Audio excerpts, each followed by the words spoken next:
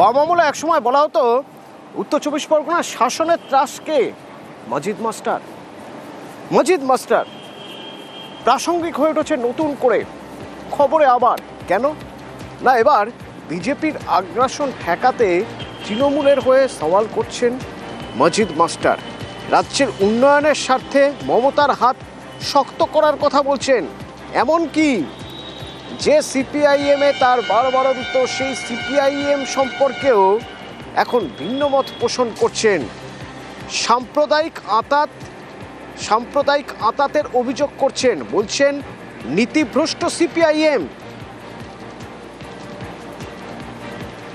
বিজেপিকে যারা প্রতিহত করবার চেষ্টা করবে আমি তাদের সেই কাজকে সমর্থন করব।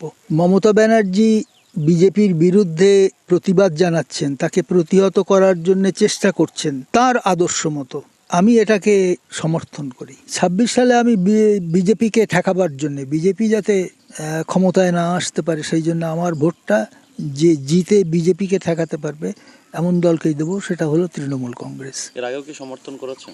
হ্যাঁ, 2021 সালে করেছি, ভোট দিয়েছি একই কারণে।